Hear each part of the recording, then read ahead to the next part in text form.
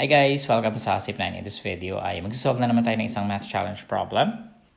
Ang problem na ito ay galing sa 2018 elimination round ng grade 10. No? Write in lowest terms without zero or negative exponents. X to the negative 2 minus y to the negative 2 all over x to the negative 2 y to the negative 1 minus x to the negative 1 y to the negative 2. Alright, so if you want, you can pause the video and solve it on your own and then come back later if you have already your answer. Okay, so sana nag-solve kayo, no? At sana ay nakuha nyo yung tamang sagot. Sagutin na natin, no? We have x to the negative 2 minus y to the negative 2 all over x to the negative 2, y to the negative 1 minus x to the negative 1, y to the negative 2. Recall your laws of exponent. Anong ginagawa natin pag may negative exponent?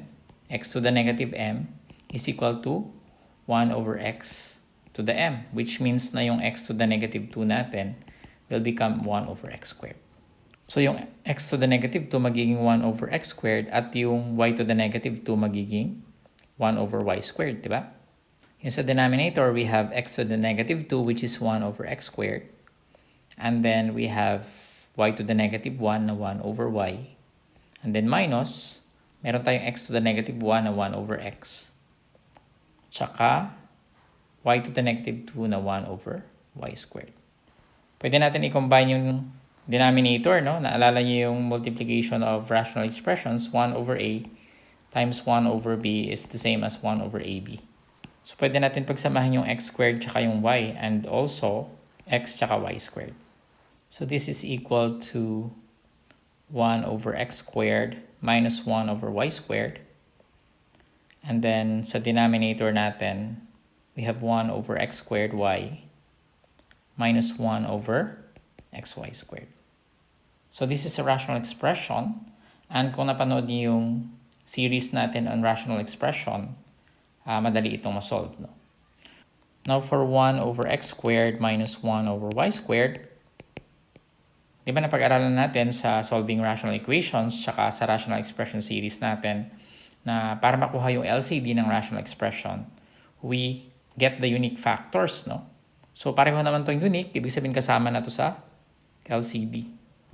And if we divide x squared y squared by x squared, so x squared y squared divided by x squared, mawawala to, y squared yung matitira, multiply natin dito magiging y squared. And then if we divide x squared y squared by y squared, x squared y squared by y squared, makakancel naman to, matitira x squared. And then i-multiply naman natin dito. So that's minus x squared, diba? Minus x squared. So ito na yung ating numerator. For the denominator, hindi unique yung variables. Ay magkapareho. Pareho yung y, tsaka y squared, tapos pareho yung x squared tsaka x. So 1 over x squared y minus 1 over x y squared. Naalala nyo ba kung anong gagawin pag ganyan?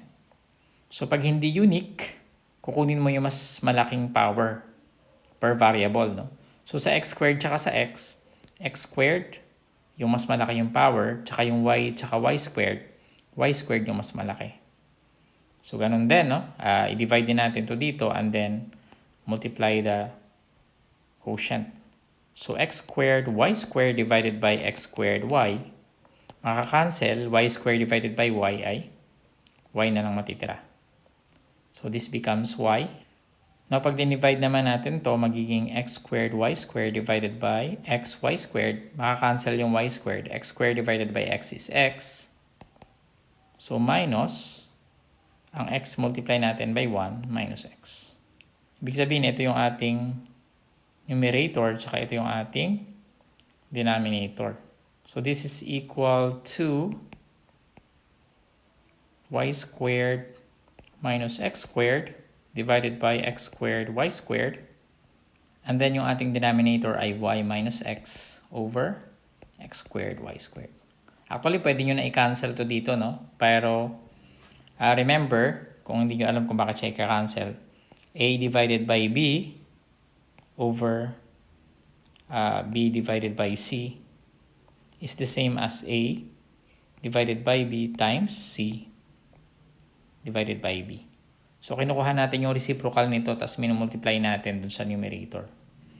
Ibig sabihin, kukunin natin yung reciprocal yung denominator tapos i-multiply natin sa numerator. So, yung numerator natin ay y squared minus x squared divided by x squared y squared times, kukunin natin yung reciprocal nito nung ating denominator. Ibig sabihin, magiging x squared y squared divided by y minus x. So, makakancel ito, di ba? So, magiging 1 yan. And we are left with y squared minus x squared divided by y minus x. Tapos na ba yan? Di pa, no? Kasi yung y squared minus x squared, pwede natin siya i-factor as y plus x times y minus x divided by y minus x. So, pwede pa rin nating i-cancel ito. Wow! And therefore, the answer is y plus x. So, ito na yung pinakasagot natin. Ang dami nating inaral sa problem na to, no? Nandun na yung negative exponent, tapos yung rational expressions, and then division of algebraic expressions, tapos pagdating sa baba, nagkaroon tayo ng factoring, difference of two squares. So, magandang problem siya, no? And again, yung tamang sagot ay y plus x. Alright, so sana nag-enjoy kayo dito sa ating math challenge. Huwag nyo kalimutang imbitahin yung mga friends ninyo para panoorin yung video. Huwag nyo kalimutang mag-subscribe. I'll see you in the next video.